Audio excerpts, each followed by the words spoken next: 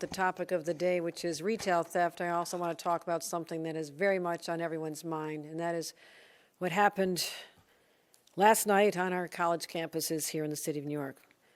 Yesterday, I also addressed New Yorkers about what has been unfolding on our college campuses over the last couple of weeks. I reiterated that students have a First Amendment right to speak their mind, protest, whether or not we agree with their political views. But when that protest evolves into violence, vandalism, destruction of property, even harassment, a line has been crossed. And in public and in private, we have been urging the protesters to de-escalate the tensions, follow the rules set by their universities, allow a sense of normalcy to return to their campuses.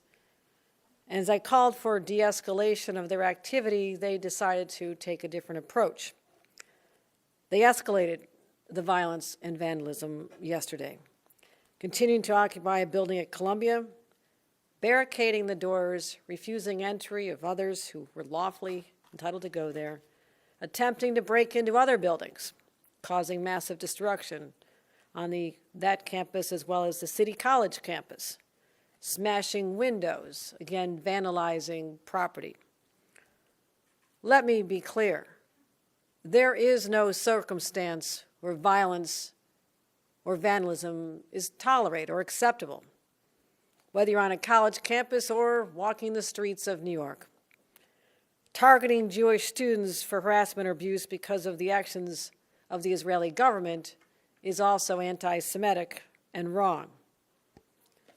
Glorifying the acts of Hamas on October 7th is reprehensible, as well as any circumstances, racist or Islamophobic rhetoric toward your political opponents is not acceptable. Universities have always been a place of robust debate. I know I was once a university student, but free expression has its limits when individuals have a right to be free from harassment, the rest of the campus. They should not be living in fear because you're claiming an exercise of your rights. They should not be afraid of harassment or violence. But that's what was starting to happen on our campuses over the last couple of weeks. So we must protect the safety of the entire campus community, including the thousands of students who simply want to finish up, conclude their studies, take their exams, and in some cases, the privilege of walking across the stage to accept their diploma. That's the vast majority of students on college campuses, and their rights are being disrupted, and that is wrong. That is one of the reasons why university administrators made the difficult decision to call in the NYPD for additional support. I will say this, the NYPD had a plan. They arrived on campus and acted professionally and fairly. It could have been far worse. They managed it in an extremely professional way. As I said yesterday, the state of New York has also offered assistance to the universities and the city of New York as they address these issues, and particularly the universities throughout the state as they prepare for their commencements, which, as I said, everyone is entitled to participate in a live commencement ceremony. We'll continue being there to support the students, the faculty, the staff, and support all New Yorkers who deserve to live in safety.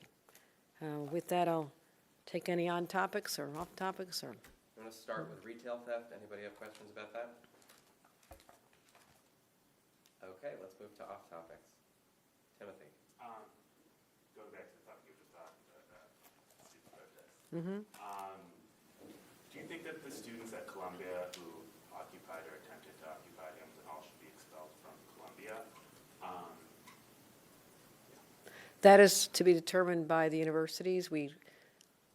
Our teams were trying to have communications with them prior to the advance of the NYPD to communicate in ways that would say, the clock is ticking. If you want to salvage your academic career here, you have options. You don't have to be continuing to do this. There are exit ramps available to you, and the students knew that, and they did not take advantage of. So they stayed with their eyes wide open, and there are definitely consequences. In some cases, there'll be legal consequences, but certainly disciplinary action from the university is warranted, but that is a call they will make.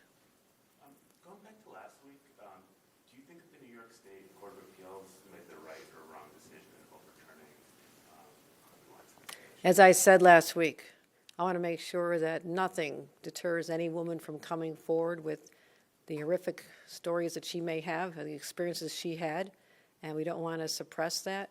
Harvey Weinstein remains incarcerated. He will remain incarcerated. He'll do his time here, and he also faces charges in California. So the outcome will be that he will continue to be in jail, and that's what my comment on the decision.